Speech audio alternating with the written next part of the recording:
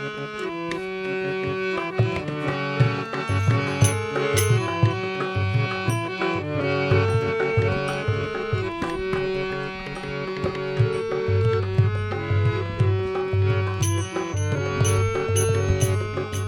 एक अनुशासन होता है।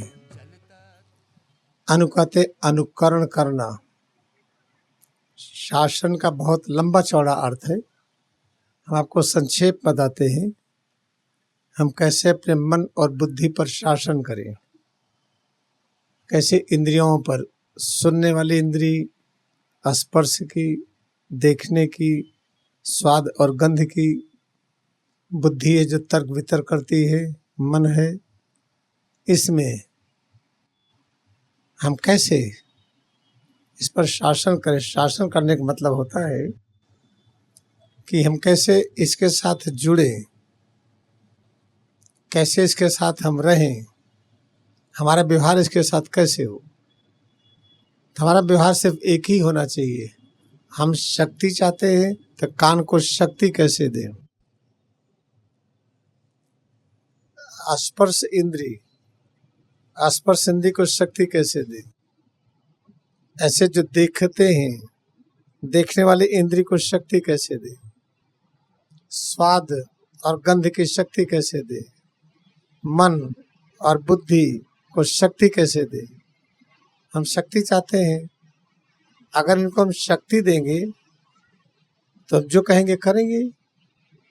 पैरों को शक्ति दीजिए तो पैरों को कहेंगे चलने के लिए तो चलेगा ये। हाथों को शक्ति दीजिए, हाथ से कहेंगे सेवा करो तो करेगा ये। हमारा व्यवहार इंद्रियों के साथ कैसा होना है, हम इसको शक्ति बढ़ाएं। तो शक्ति कैसे बढ़ाएंगे, जब हम सच मार्ग पर होंगे तो शक्ति बढ़ेगी। सच मार्ग क्या है, सच मार्ग ही का रचनाकार, जिसे हम परब्रह्म कहते हैं, वही रचना के रूप में है, वही कान के रूप में है, वही आँख के रूप में है, वही हाथ पैर के रूप में है। तो हम इस सच को पकड़ें, रचनाकार परब्रह्म यही कान के रूप में है। कान जो सुनने की क्रिया करता है, वही रचनाकार जो कान सुन रहा है, सुनने की क्रिया के रूप में भी वही है। वही रचनाकार आवाज के रूप में भी है, वही कान है, वही सुनने की शक्ति है, सुनने की क्रिया है, वही आवाज है। यही सच है। इस सच को पकड़िए और यही सच और अच्छी तरह से सच का विस्तार करिए। स्पर्श क्रिया जो हम छूते हैं, हाथ से छूते हो या अपने आप हवा चल रही है, स्पर्श की क्रिया हो रही है।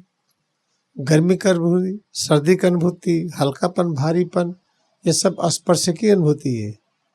तो स्पर्श की अनुभूति क्या है ये, इसको कैसे हम करें। बहुत अच्छा है इस स्पर्श की अनुभूति को हम समझें कि परब्रह्म, निराकार परब्रह्म साक्षात प्रकट हो रहे हैं। स्पर्श इंद्रिय के रूप में, जिसको आप त्वचा कह लीजिए, स्पर्श क्रिया के रूप में वही है, स्पर्श अनुभूति के रूप में वही है। तो रचनाकार ही रचना के रूप में है। जब इस हम सच को पकड़ेंगे हम, तब है कि हम उस मार्ग पर है जिस मार्ग पर चलने से हमारा व्यवहार ठीक होगा। कान की शक्ति बढ़ेगी, स्पर्श इंद्रिय की शक्ति बढ़ेगी, दृश्य की शक्ति बढ़ेगी, स्वाद इंद्रिय की, गंध इंद्रिय की, इनकी शक्ति बढ़ती जाएगी। ये है, जब इनकी शक्ति बढ़ती जाएगी, हम अभ्यास करेंगे, यही तो चाहिए। इनकी शक्ति बढ़ेगी तो सेवा कार्य में मदद मिलेगी, और सेवा ही प्रमुख चीज है। सेवा करते जाइए, शक्ति बढ़ेगी, सेवा करते जाइए, ज्ञान बढ़ेगी, सेवा करते जाइए, शांति बढ़ेगी। यही तो महाअवतार बाबा ने कहा है। महाअवतार बाबा तो इतने बड़े उदाहरण है सेवा के, अपने शरीर को अभी तक बना कर रखे हैं। इससे सेवा हमारी लगातार चलती रहे। जितने अवतार होते हैं, सभी अवतारों की व्यवस्था करना उन्हीं की जिम्मे है, नहीं तो काम ही नहीं कर पाएंगे। भगवान राम आए, कृष्ण आए, बुद्ध आए, महावीर स्वामी, कबीर साहब, गुरु नानक देव जी, जितने भी अवतार आए, अभी लेटेस्ट अवतार लहरी महाशय, तीसरे परमहंस योगानंद, इन सब की सारी व्यवस्थाएं तो महाअवतार बाबा जी करते हैं, इसे इनको महाअवतार कहा गया। इस चीज को याद रखिए जो बहुत आवश्यक है। हमारा व्यवहार इंद्रियों के साथ कैसे हो? अब इंद्रियों के वश में करना है तो उनको कमजोर करके वश में करेंगे। पैर हमारे वश में नहीं है, खाना नहीं देंगे, पैर चलेगा नहीं। चलो तो कमजोर करके, उपवास करके, खाना न खा करके इंद्रियों को वश में करना, ये अशुद्ध है, ये सही नहीं है। इंद्रियों को शक्ति बढ़ा करके खुद ही इंद्रियों से जो कहिएगा करेंगी, ये है अनुशासन। इस अनुशासन को सम्यक नियम कहते हैं, सम्यक विधान कहते हैं। वही है संविधान। संविधान का श्रेष्ठतम रूप जो सब के लिए हो, हम मानव के लिए हो, जीव जंतु के लिए हो, पेड़ पौधों के लिए हो, नदी पहाड़ समुद्र के लिए हो, पूरे ब्रह्मांड के संपूर्ण रचनाओं के लिए हो, तो ये है। तो सम्यक विधान की ये पुस्तक 1894 में ही लिखी जा चुकी। अब सोचिए दुनिया में कितने यूनिवर्सिटीज खुले हैं।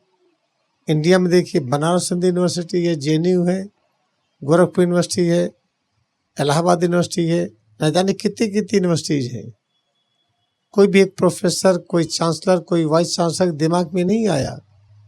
कहा जाता है कि भारत देश ऋषि मुनियों से चलता है।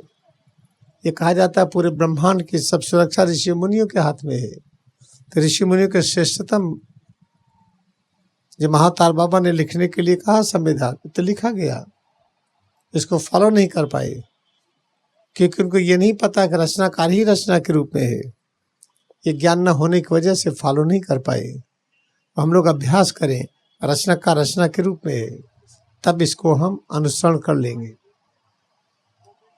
ये है सम्यक नियम, ठीक ठीक नियम, सम्यक विधान, संविधान, पर्सनल जीवन से संबंधित और सभी के जीवन से संबंधित, सभी राष्ट्रों से संबंधित। अब देखिए इसको न मान पाने से कि रचनाकार हो गया है। संविधान क्या लिखा गया, देखिए ये लिखा गया और पता चला कि और अच्छा लिखा जाना तो किसी ने ये लिख दिया। फिर पता चला कि और अच्छा लिखा जाना तो ये लिख दिया है। संविधान के कितनी व्याख्याएं, कितने प्रकार, पूछिए नहीं। और संविधान की कोई भी लाइन ले लीजिए, इसकी सही व्याख्या किसी ने नहीं किया है। सही व्याख्या इसलिए नहीं कर पाएंगे जो व्याख्या करने वाली है उस बुद्धि में आया ही नहीं है।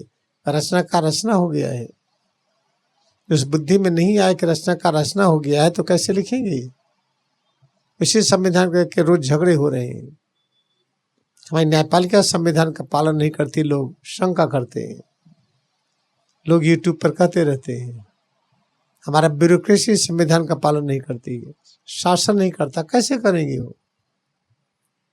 अभी हमें पुल बनाना ना आता हो, आप हमें सौंप दीजिए पुल बनाना, पुल टूटेगा नहीं। हमारी शिक्षा नीति ही ठीक नहीं है।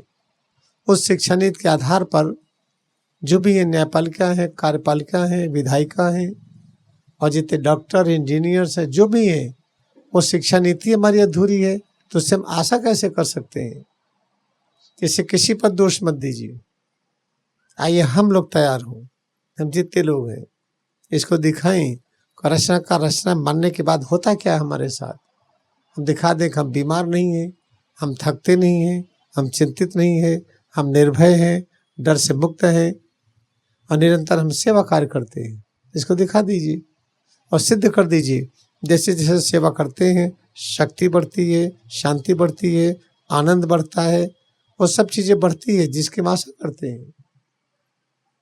अगले लोगों ने सिद्ध कर दिया, तो इससे केवल भारत देश ही नहीं, पूरा विश्व बदलेगा। पूरा विश्व एक लहरी महाशय के बदल जाने से पूरा आध्यात्मिक जगत बदल गया, याद रखिए।